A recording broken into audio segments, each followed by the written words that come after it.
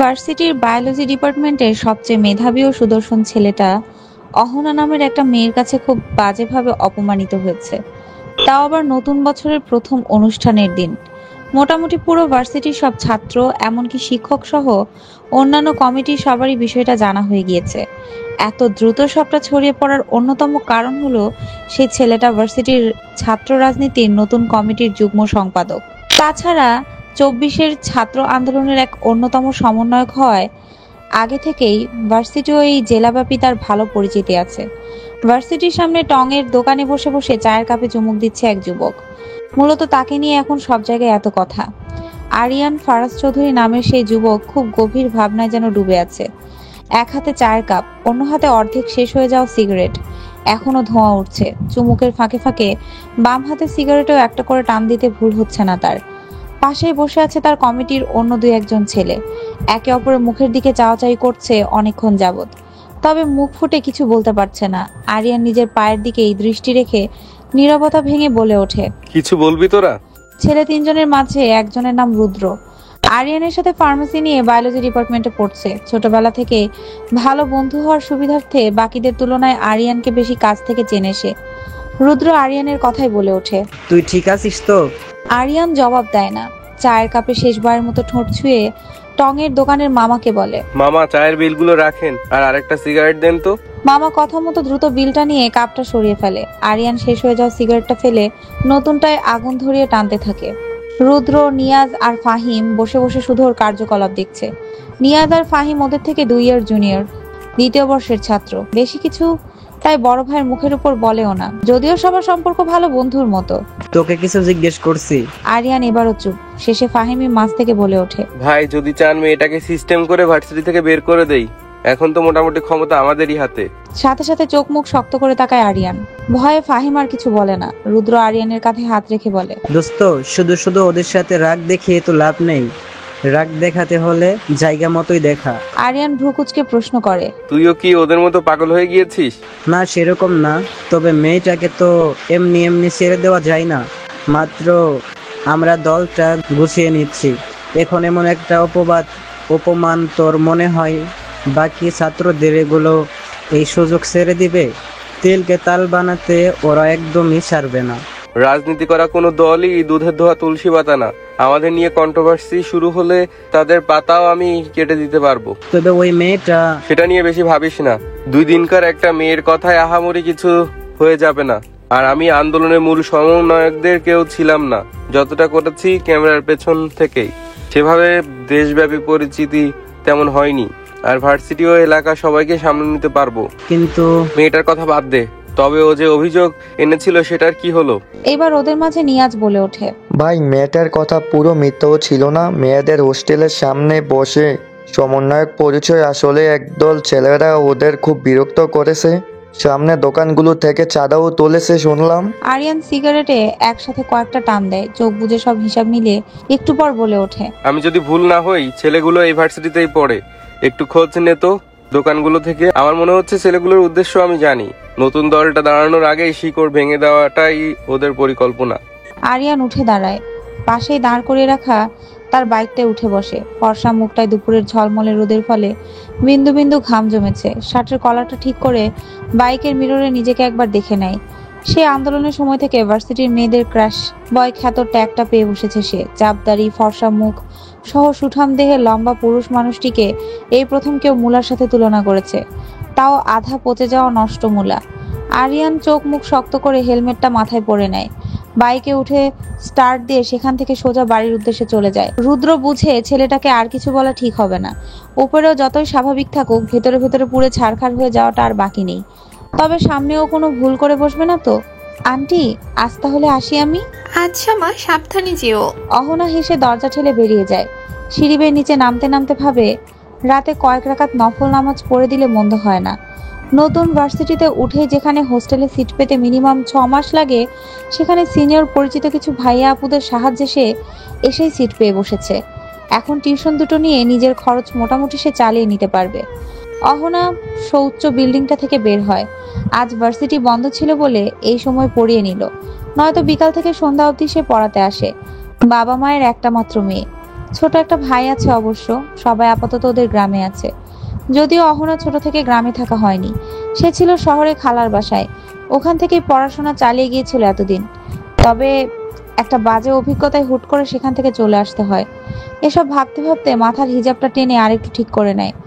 পাশের side bag থেকে ফোনটা বের করে সময়টা দেখে নেয়। মেইন রোড পার হয়ে এক পাশে আসতেই কিছু লোকদের দেখে অহনা ভয়ে ভয়ে কেঁপে ওঠে, কাঁপা কাঁপা গলায় বলে ওঠে, অহনা আজকে তুই শেষ। ভার্সিটির নতুন মাল মনে হয়। তা শুনলাম তুমি নাকি সুমন নায়কদের দলের নেতার কাছে আমাদের নামে বিচার দিছো। কি কতদূর কি হলো? অহনা কোনো জবাব দেয় না, রাগে ইচ্ছে করছে গালে একটা থাপ্পড় মেরে বসতে। এইসব 2 টাকার নেতাগিরি একদম ছুটে যেত। তবে সমস্যা হলো কাঠফাটা রোদ্দুরে এই ভর দুপুরে ভিতরের রাস্তায় তেমন মানুষ থাকে না। 2-1 জন পথচারীরা যারা যাচ্ছে তারা সবটা দেখেও না দেখার অভিনয় করে কেটে পড়ছে, যেন কেউ জেনে বুঝে ঝামেলায় পড়তে চায় না। অথচ আজ অহনার মতো মেয়ের কিছু হলে কাল এরাই সোশ্যাল মিডিয়াতে লম্বা লম্বা স্ট্যাটাস দিয়ে ভরে ফেলবে। অহনা চাইলেও এদের পাশ কাটিয়ে যেতে পারছে না। সবগুলো ছেলে নেশাখোরের মতো হাসছে আর অহনার চারপাশে গোল হয়ে ঘুরছে। তা ওই মেধাবী সম্বন্ধে কি তোমার কথা শুনছে নাকি বিছানে যাওয়ার অফার করছে? এই রূপ লাবণ্য দেখে আমাদেরই তো তর্স হইতেছে না। এমনিতেও আমরা আবার এমনি এমনি মানুষকে সাহায্য করি না। চলো না একটু সময় কাটিয়ে আসি, নিজে থেকেই আমরা সব অপকর্ম বন্ধ করে দিব। কেমন ডার্লিং? অহনা আর নিজেকে নিয়ন্ত্রণ করতে পারে না, সজোরে চড় দিয়ে বসে ছেলেটার গালে। হঠাৎ এমন কিছু হওয়াতে সব ছেলেগুলোই আশ্চর্য। এত সাহস এই মেয়ের! এই এলাকায় ওরাই নাম করা গুন্ডা দলের সদস্য। মাথার উপর অন্য রাজনৈতিক দলের নেতাদের হাত থাকায় ওদের কেউ কিছু বলেও না। এই মেয়েটা কিনা হাত তুললো। সবাই রাগে চোখ মুখ শক্ত করে তাকায়। অহনা বুঝতে পারে সে কি করে ফেলেছে। অহনা সাবধানে হিজাব থেকে পিনগুলো খুলে হাতে নেয়। একটা ছেলেকে স্পর্শ করতে নিলেই সোজা গলায় পিন ঢুকিয়ে দেয়, আর সামনের জনের হাতে সেফটি পিন দিয়ে গুতা দিয়েই দৌড়। মেয়েটাকে ধর, পালিয়ে যাচ্ছে তো। অহনা প্রাণপণে দৌড়াতে থাকে, এতটাই ভয় পেয়েছে যে চিকন গলি দিয়ে ভুলভাল রাস্তায় চলে যাচ্ছে। শহরে নতুনও, এত তাড়াতাড়ি সবকিছু চেনা সম্ভব না। দৌড়াতে দৌড়াতে একটা গলির সামনে এসে থামে, আর এনার্জি নেই পালানোর। সামনে দেখে মাথায় হেলমেট দিয়ে বাইকে হেলান দিয়ে একজন দাঁড়িয়ে আছে, হাতে আইফোন, কাউকে মেসেজ করছে হয়তো। প্লিজ আমাকে একটু হেল্প করুন, আমাকে বাঁচান দয়া করে। বাইকের ছেলেটা কিছু না বলে অহনার দিকে তাকায়। দৌড়াতে দৌড়াতে মেয়েটার অবস্থা খুব খারাপ, ঠিকভাবে কথাও বলতে পারছে না, শুধু হাঁপিয়ে যাচ্ছে। মাথায় হিজাবও খুলে যাওয়ায় অহনা হাত দিয়ে কোনোভাবে আটকে রেখেছে। চুলগুলো এলোমেলো হয়ে সারা মুখে লেপটে গিয়েছে। ফর্সা চেহারার এই চিকন করে মেয়েটাকে দেখে খুব মায়া হয়। যদিও এই মায়াবী চেহারার মেয়েটাই এখন পুরো ভার্সিটির হট টপিক। আরিয়ান কিছু একটা ভেবে অহনাকে বলে ওঠে, উঠুন, আপনাকে এগিয়ে দিচ্ছি।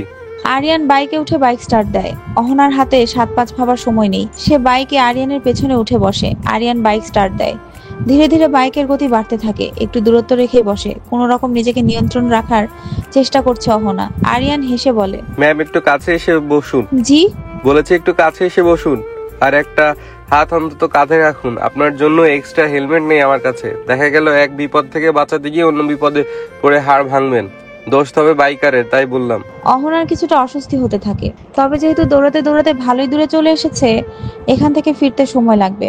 তার উপরে উঁচু নিচু রাস্তাটা তার অজানা, একদিকে দেরিও হবে, অন্যদিকে রোডের এই হাল। না চাইতেও একটু কাছে এসে বসে, হাত কাঁধে রাখে। এই প্রথম কোনো ছেলের এত কাছে এসেছে। কারা ছিল ওরা? আপনাকে ধাওয়া করছিল কেন? আর বলবেন না, এই সমন্বয়কগুলোর বাচ্চাকে 2 চোখে এখন আর দেখতে ইচ্ছে করে না। আরিয়ান ভ্রু কুঁচকে প্রশ্ন করে। মানে? অহনা গড়গড় করে সব বলতে থাকে। সে এক লম্বা কাহিনী। একদল ছেলেরা, অ্যাকচুয়ালি ওরা নতুন ছাত্রদের যে দলটা আছে না, ওই দলের সদস্য। ওরা মেয়েদের হোস্টেলের সামনে দাঁড়িয়ে সবাইকে বিরক্ত করে। তার উপর আন্দোলনের সময় হিরো সাজা এই সমন্বয়কগুলো। এদের কত ভালো ভেবেছিলাম জানেন, কিন্তু এরা এখন সামনের দোকানগুলো থেকে চাঁদা তোলে। আপনি কি শিওর ওরা ওই দলের লোক? শিওর হব না কেন, ওরা নিজেরাই তো বললো দেশটা এখন ওদের দলে। ওদের লোকরা সব ওপর মহলে বোঝাই তো যায়। জানেন ওদের ছাত্রদের নতুন দলের যে যুগ্ম সম্পাদক আছে না, কি যেন নাম ভুলে গিয়েছি, ওই লোকটা সেদিন অনুষ্ঠানে কি বক্তব্যই না দিচ্ছিল। যদি শুনতেন, নতুন দল নাকি দেশ পাল্টাবে, এই করবে সেই করবে, অথচ তার লোকেরা এসব করছে। আমি দাঁড়িয়েই তাই তাকে ইচ্ছে মতো অপমান করে দিয়েছি। তবে সবাই এখন আমাকেই ব্লেম করছে। কেন? জানি না, প্রতিবাদ করলে এই দেশে এমনই হয়। সব দল একই, ভেবেছিলাম এবার দেশটা বদলাবে, ছাই বদলাচ্ছে। একের পর এক ধর্ষণ, এই সেই, অথচ আমি বলছি বলে আমারই দোষ। ভার্সিটির গ্রুপগুলোতে দেখলাম আমাকে নিয়ে লেখালেখি হচ্ছে, আমি নাকি বিরোধী দলের সাপোর্টার। মানে সব দলের এই এক সমস্যা, সাধারণ ছাত্ররা কিছু বললেই জোর করে একটা দলে ঢুকিয়ে দেয়। এখন যে লোকগুলো আমাকে বিরক্ত করলো এরাও হয়তো ওই ওদের পাঠানো লোকই, তবে আমিও এর শেষ দেখে ছাড়বো। আরিয়ান বাইক চালাতে চালাতে বাইকের মিররে অহনাকে দেখতে থাকে। এক হাত দিয়ে সামনে উঠতে থাকা অবাধ্য চুলগুলোকে কানের পিছনে গুজে দিচ্ছে। কথা বলার সময় চোখ মুখ শক্ত করে বোঝা যাচ্ছে সে এসবে ভয় পায় না। মেয়েটা একদিকে সাহসী ও প্রতিবাদী, 8-10 জনের মতো চুপ করে থাকার পাত্রী না, অন্যদিকে কিছুটা সংকোচে ঘেরা। বারবার চেষ্টা করছে আরিয়ানের শরীরের সাথে যেন না লাগে, হয়তো ভদ্র ফ্যামিলি থেকে উঠে এসেছে এই জন্য। তবে দুর্ভাগ্যবশত এই টাইপের ভালো মেয়েদের মাঝে খুব কমই আছে যারা ভার্সিটিতে পড়া শেষ করেও এমন ভালো থাকে। আরিয়ান হাসে, বাইক চালাতে মনোযোগ দেয়। মেয়েটাকে যতটা খারাপ মনে হয়েছিল ততটাও না, তবে এটাও সত্য মেয়েটা বিনা কারণে সবকিছুতেই ছাত্রদের নতুন দলকে দোষারোপ করছে। আর আরিয়ানকে সেদিন সবার সামনে যে অপমান করলো, এখন অন্য দল এটার অসৎ ব্যবহার না করলেই হয়। নামুন, চলে এসেছি। অহনা দেখে সে হোস্টেলের সামনে চলে এসেছে। যাক, এই যাত্রায় বেঁচে গেল। ধন্যবাদ। ধন্যবাদ দিতে হবে না, শুধু একটা রিকোয়েস্ট করব। রিকোয়েস্ট? আরিয়ান থামে, মাথার উপর থেকে হেলমেটটা সরিয়ে ফেলে, সিল্কি কালো চুলগুলো হাত দিয়ে ঠিক করে নেয়। হোস্টেলের সামনে ও আশেপাশে দাঁড়িয়ে থাকা মেয়েরা সবাই হাঁ করে তাকিয়ে আছে। ক্রাশ বয় আরিয়ান এখানে, তাও আবার একটা মেয়েকে বাইকে করে এনে দিয়েছে। অহনা চারপাশে সবার রিয়াকশন দেখে ঘাবড়ে যায়।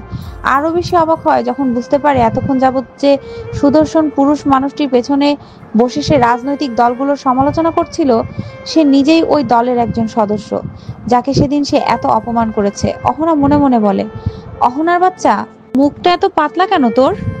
আজ তো তুই শেষ। হে খোদা, বারবার শুধু আমার সাথেই কেন এমন হয়?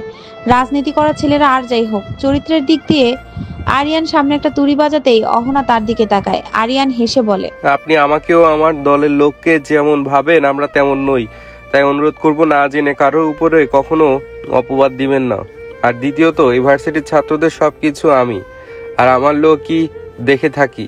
নেক্সটে কোনো সমস্যা হলে আমাকে ব্যক্তিগতভাবে জানাবেন, এই যে আমার কার্ড। আরিয়ান আর এক মুহূর্ত দাঁড়ায় না, বেশ স্টাইল করে পকেট থেকে কার্ডটা অহনার হাতে দিয়ে বাইকে করে চলে যায়। অহনা শুধু হা করে আরিয়ানকে চলে যেতে দেখে। ব্যক্তিগতভাবে দেখা করতে বললো মানে আসলে কি সে ভালো নাকি খারাপ? না, মনে তো হচ্ছে না এত ভালো হবে।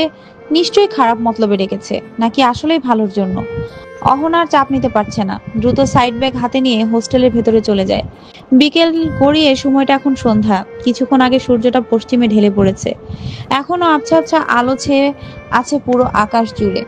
প্রকৃতি এক আলাদা সৌন্দর্যে সেজে আছে, তবে এসব কিছুই ভালো লাগছে না রুদ্রর।